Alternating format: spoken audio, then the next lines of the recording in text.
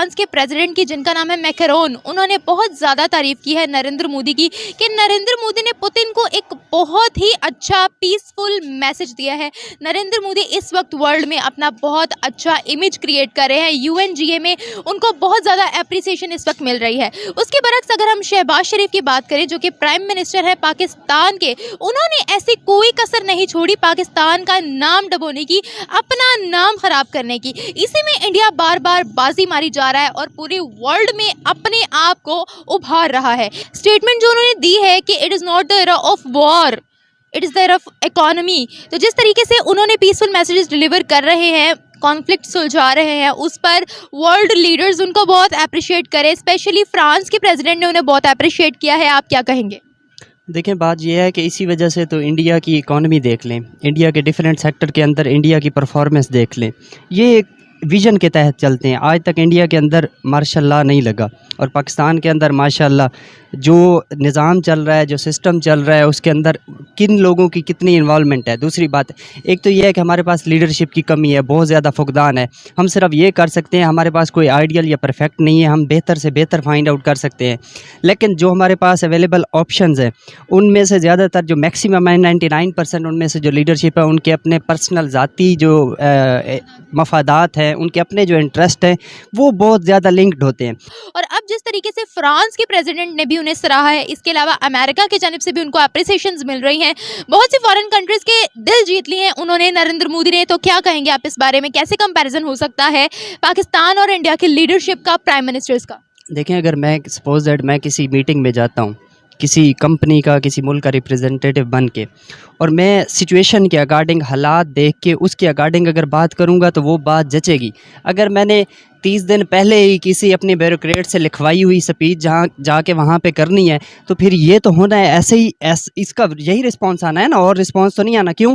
क्यों उन्हें पता ही नहीं है कि सिचुएशन क्या है, बात क्या करनी है, बात क्या करनी, हमारे इंटरेस्ट में क्या है, फॉरेन पॉलिसी हमारी इससे रिलेटेड क्या है, तो हमारे किस डोमेन के अंदर रह के बात करनी है, क्योंकि वो अवामी नुमाइंदा नहीं है। ठीक हो गया सर। अब मेरा आपसे सवाल ये है कि नरेंद्र मोदी को वैसे तो चाय बेचने वाला कहा जाता है, लेकिन वही चाय बेचने वाला अपने कल्चर को रिप्रेजेंट करते हुए वैसी ही उसने ड्रेसिंग की है जैसी वो इंडिया में रहते हुए करते हैं, और वहाँ पर पहुँचे हैं और उनको अप्रिसिएशन का मुजाहिरा जो है मुख्तलिफ लीडर्स ने किया है। उसके बरक्स अगर पाकिस्तान की लीडरशिप की बात की जाए, शहबाज शरीफ की बात की जाए, जो कि अच्छे खासे पढ़े लिखे हैं और सूट बूट में बड़े ठाट के साथ गए थे वहाँ पर मीटिंग करने के लिए, लेकिन उनको जो है वो शर्मिंदगी का वहाँ पर सामना करना पड़ा है अपनी हरकतों की वजह से। India has been following a neutral policy all that while. जब हमने देखिए, जब कैट्सा के लिए अमेरिका को डिफाई करना था, हमने कर दिया अमेरिका को डिफाई। अब हमें रशिया को डिफाई करना है, हम करेंगे। क्योंकि नहीं, कई बार मुझसे पूछते भी हैं लोग, even people from the US when they talk ना, थिंक टैंक्स वाले, एंड पाकिस्तान से भी अक्सर लोग कहते हैं कि इंडिया किस साइड, इंडिया अपनी साइड है। और ये मोदी जी ने, मुझे लगता है वाज़ेह तौर पे, भारत कौन से खेमे में है, भारत खुद के खेमे में है। जो हमें अपने मफाद के लिए ठीक लगेगा वो हम करेंगे। अमेरिका को बुरा लगे तो वी आर सॉरी, रशिया को बुरा लगे वी आर सॉरी, चीन को बुरा लगे we are sorry. But at the end of the day Cheema साहब, मोदी जी को तो इलेक्ट करा है इंडियंस ने ना। Modi ji is not answerable to America और to Russia, he is answerable to Indians. तो भारतीय पूछेंगे ना उनसे कि सर क्या हो रहा है आप बताएं, तो उनको जवाब देना पड़ेगा। तो मुझे लगता है कि रशिया को भी एक हल्का सा एक मैसेज देने की जरूरत थी, जो अभी तक नहीं दे रहे थे, वो मैसेज दे दिया है। वो इंडिपेंडेंट पॉलिसी जो मोदी जी की थी कि रशिया को क्रिटिसाइज नहीं करना है, ये रशिया और चाइना को सूट कर रहा था, तो चाइनीज मीडिया बड़ी तारीफ कर रहा था। आज की वही तारीफ आज वॉशिंगटन पोस्ट कर रहा है कि मोदी जी ने कमाल कर दिया और इंडिया ने कमाल का स्टैंड। इंडिया ने कोई स्टैंड नहीं लिया, इंडिया ने खुद के लिए स्टैंड लिया है सर। हमारा फायदा, हमारा मफाद, 130 करोड़ हिंदुस्तानियों का फायदा, that is the bottom line. बाकी ये सब डिप्लोमेसी और economy, this is all swirling around the Indian people. Because Modi ji का पावर क्या है? ये व्लादिमीर पुतिन के मुंह पे कह देना कि जंगों का जमाना नहीं है, ये ताकत कहां, ये कॉन्फिडेंस कहां से आया? ये कॉन्फिडेंस तो 130 करोड़ लोग पीछे खड़े उनसे आया। So he is accountable to them. That is where he derives. He is widely popular in India. Modi ji जो है ना, he is widely popular.